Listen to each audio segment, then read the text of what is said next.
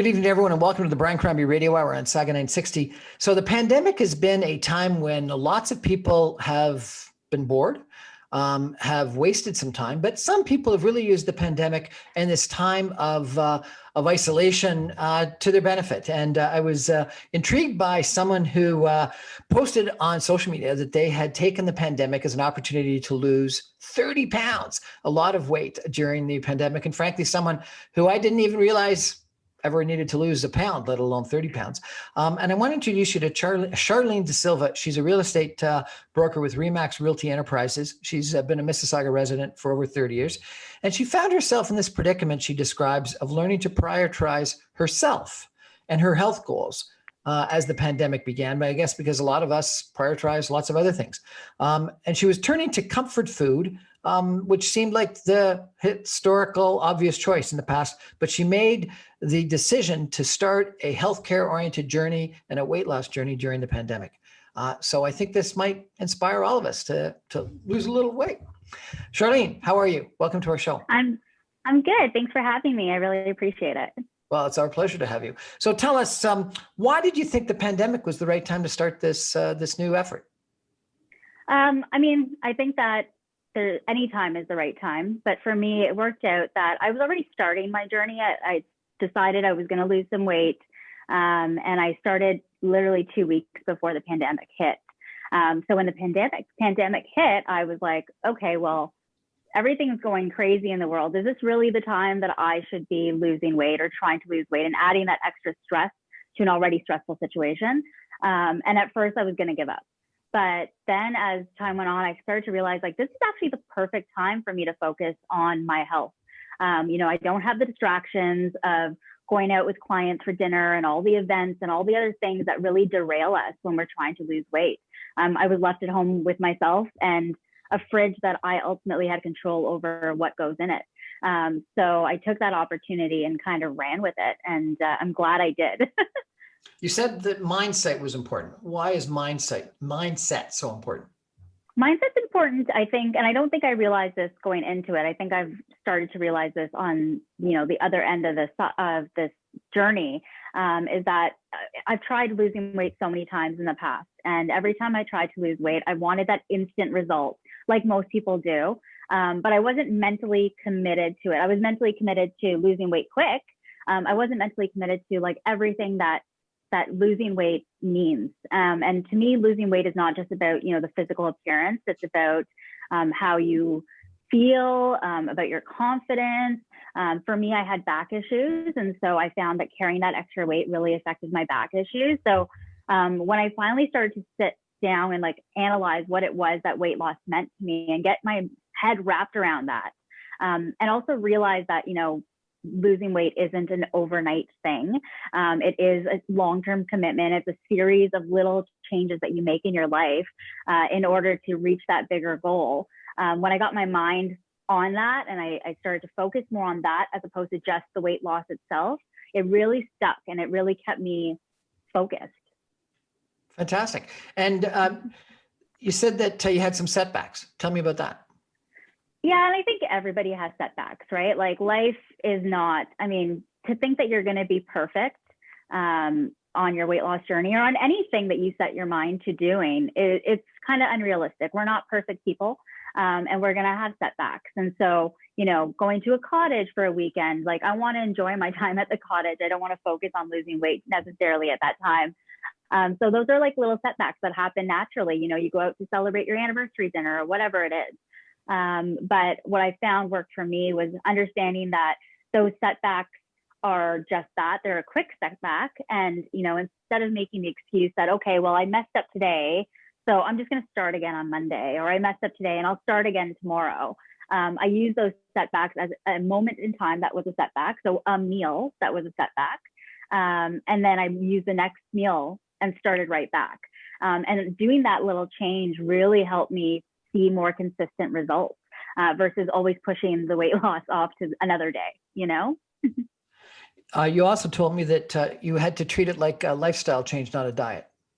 Definitely. I think that my biggest pitfall in the past, and I think for many people having conversations with other people that are on their journey, is that we go into diets and we treat them like diets. And we all know that you can cut all the carbs you want and you can do all these drastic changes, but you can only do those very short term.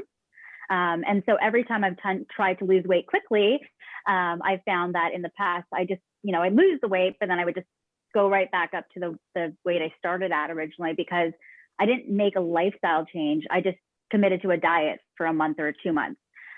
So this go around, I really made sure that the things that I decided to do are things that I can sustain, because I don't want to keep yo-yoing like we all do. And so when you treat a diet like a diet, it is just that, quick results, but you're just as quick back up there.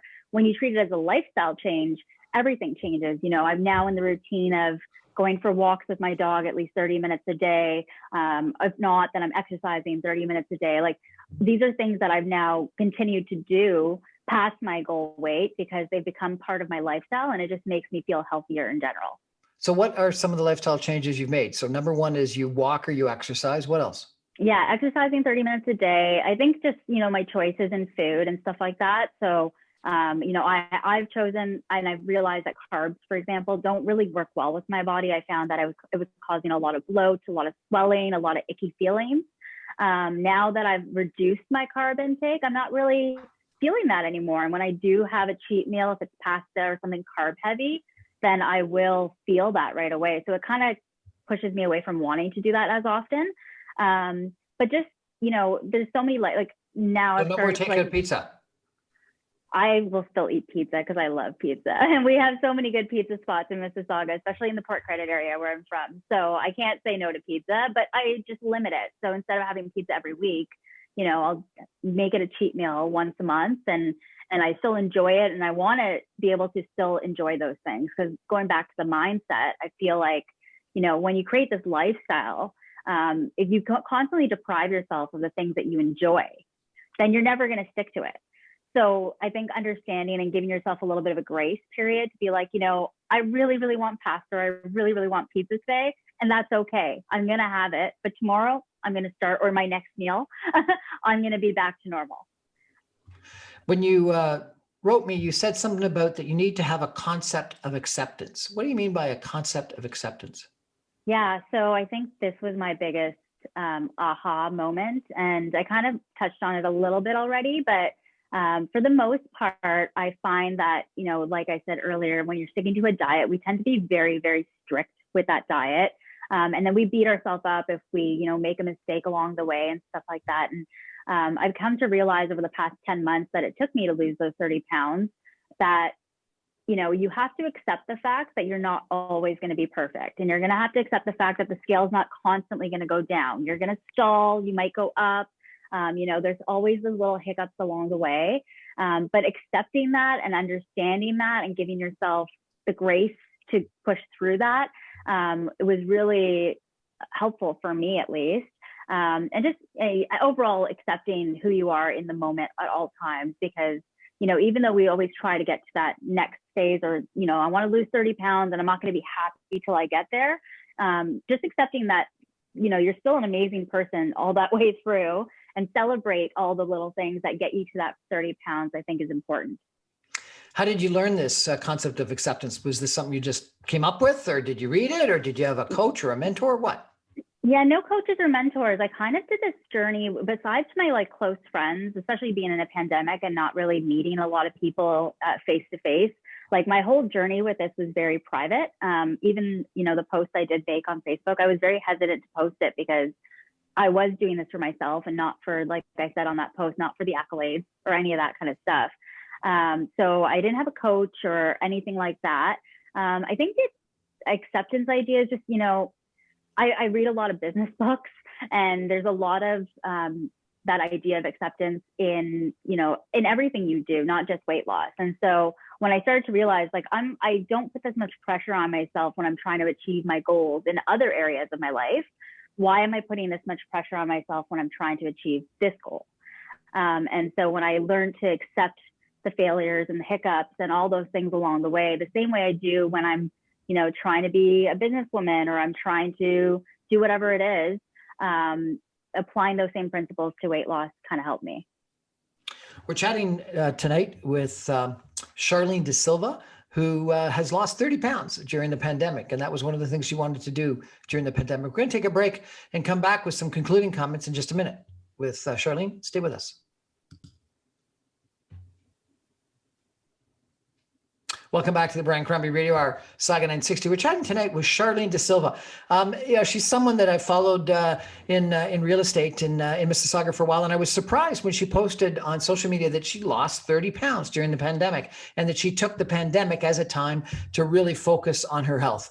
And maybe because I probably should do some of the same thing, I was inspired to find out how she did it and why she did it, and also because a lot of people have used this time during the pandemic to do positive things for themselves rather than just sort of go stir crazy and wait for the end. So maybe I can ask you, Charlene, you said that you used a vision board. What did you do with a vision board? Yeah, so I mean, I kind of use vision boards for everything in my life. I find it's just a great reminder of why you're doing the things that you're doing. And so I figured, why not do it for my weight loss? And, like I talked about a little bit earlier, really picturing what weight loss means to you past just what weight loss or the weight loss itself is important, or at least it was to me. To me, it was about living a healthier lifestyle and stuff like that. So my vision board was kind of that. It was not so much, pictures of skinny women in bikinis, although there was maybe one. It was more so about what does my life look like when I've lost that 30 pounds? Like, what will the confidence feel like? What will I be able to achieve? Will I be able to have more stamina? What will that more stamina give me? And I just had that vision board, and I pinned it to the fridge for a little while, and then I moved it around to different places. And it wasn't anything crazy. I didn't spend a lot of time on it, but it was something that I think it just helps you visualize the end goal. And it helped me get there. And you say you use these vision boards in business and in life generally? For sure. Yeah, I try to. At the beginning of every year with my business, I try to set a vision board for the year. And then I also have a vision board that I use for just like my overall goals in life. Like I want to buy a place in Portugal one day, and what car I might want to drive in 10 years and those kind of things, just things to work towards. And it's always nice too when I do it every year and then look back at that vision board and be like, oh, well, like, look, I accomplished that, or I accomplished that. And it's a good feeling. And so I wanted to transfer that over to this part of my life, which was a huge part of my life for the past 10 months. And it worked. Or I mean, it wasn't the only thing that got me there, obviously, but it helped keep me on track. I think it's something that a lot of people should give it a try. I sometimes just write things down and put it on the wall, so it doesn't have to be necessarily a picture. Nope. But I think that vision boards have been very successful and helpful to me in my career and my life, and it's something that I think can inspire. My daughter actually did some vision boards of exactly what she wanted, and she's accomplished so many of the things that she actually put up on the wall. And so it's a wonderful vehicle, both to think about what you want, but then also on an ongoing basis to inspire you on what you want to achieve. For sure. I stand behind it. You also said that you think your process, your journey has inspired others. How? Oh, well, I mean, I didn't really go into this with that. So with that mindset. But when I posted that thing on Facebook the other day, I mean, I did not expect the love and all the comments and stuff that I got out of it. But what it really led to was a bunch of conversations with some amazing people that I haven't connected with in a while, who either called me or texted me or, private messaged me and said, hey, like what you posted really spoke to me. I've been struggling with weight loss. Like, what have you been doing? And like these conversations lasted hours with some of them. And now I'm like kind of some of their accountability partners, which is great because I feel like a lot of people, and you try to do these things by yourself, and sometimes just knowing that other people are out there going through the same motions and experiences as you really helps you. And the fact that I'm kind of a little bit further ahead on that journey gives them something to strive for and see like, it can be done. I just need to stay committed to it. So well, very you told me that you're 5'1". I'm 5'1". Yeah, I'm very short. If you at 5'1" can lose 30 pounds, the rest of us can lose a couple of pounds ourselves. Yeah, for sure. But you didn't tell people, so you didn't have an accountability partner. Well, my closest friends they knew. And, you know, they kind of started this journey with me, and then the pandemic hit and they just fell off, and that's fine. That was what they chose to do. There's absolutely nothing wrong with that. I just kept going, and they were very encouraging through it. So that was nice. Like, but those are my closest friends. Other than them, no one really knew that I was doing this. And I'd say in a normal year, I'm sure more people would, because they'd be seeing me out and about and they would see the differences as the time went on. But the fact that we were kind of locked in our homes for so long and stuff like that, it's just, a lot of people saw me for the first time when, you know, things were more open, and I golf a lot. So a lot of my friends would see me on the golf course for the first time and they'd be like, where's the rest of you? Like, what happened? So did you have to get like a whole new wardrobe? I had to get a lot of new wardrobe, that's for sure. But I'm also the type of person that holds on to old wardrobe in hopes that I'll fit into them again one day. So I'm just kind of reusing fashions from back in like the early 2000s now. Back to what you were wearing in high school. Yeah, exactly. Fantastic. Wouldn't that be wonderful? So let's close up by, if someone came to you and said they want to lose 20 to 30 pounds, what would you tell them? I would just say, you know, don't think that it's too daunting. I think that anything you put your mind to is possible. You know, figure out what works for you. I don't think any of the cookie cutter diets are necessarily like one size fits all. I think that, you know, take what works for you and kind of run with it and modify along the way. And you're going to hit stalls and you're going to hit highs and you're going to hit lows. Just ride the wave and keep with it. And, you know, try your best not to get derailed, and find somebody that you can be accountable to, because it is important. And it doesn't need to be a coach necessarily. It's just someone that you confide in, and someone that kind of is your like cheerleader. And also someone that when you're not having a great time, you can reach out to and get your head wrapped around it. You know, figure out what it is, why you're trying to lose the weight. If you're just trying to lose weight, that's fine too. But I think for most people, we try to lose weight for more than that reason. So figure out what the why is, and figure out what the why create is. a vision board. So cut out some pictures of what you want to look like, whether it's in a bikini or in a bathing suit, or whether it's just being able to exercise a little bit more, but something that makes it real. Exactly. And number 2 would be, you said 30 minutes of exercise a day, even if it's just out walking the dog. Totally. I mean, I try to do 30 minutes a day, and I think it's just good to get out, especially during the pandemic. I think it's a great opportunity to get out, get some vitamin D and, you know, just like change of scenery. I think it's good for our mental health more than anything at this point. No question. And then you also cut down on carbs. I cut down on carbs because that's what worked for me. It might not work for everybody. Some people think portion control works better for them because they don't want to cut out the carbs. I just think whatever you do, find something that you can do and make a lifestyle versus just a diet, because make a lifestyle change, not just a diet. Yeah. And I guess the last thing that you said that I liked was, and don't get upset with yourself if you have a problem. Just get back on as soon as possible. Just get back on it. Exactly. I think the worst thing that we can do is let ourselves fall victim to our emotions through the process. And you're going to have them, but I think that if you can just push through past them and realize, like, remember why, and that's where the vision board comes in handy. Remember why you're doing this. Okay, so I'm going to go do a vision board, and I'm going to lose maybe not 30, but let's say 20 pounds. I'm gonna under promise, over deliver. Hopefully, will you be my my accountability partner? 100%. Yeah. Awesome. Sounds good. And I challenge everyone else out there. You know, we've got another couple of months in this pandemic. Let's all get a little bit more healthy. And I think as Charlene has told us, let's get out there and get some vitamin D. If nothing else, we'll be a little bit healthier, even if we don't lose the weight. Thanks so much for joining us. Really appreciate it. Thank you so much. I appreciate it too.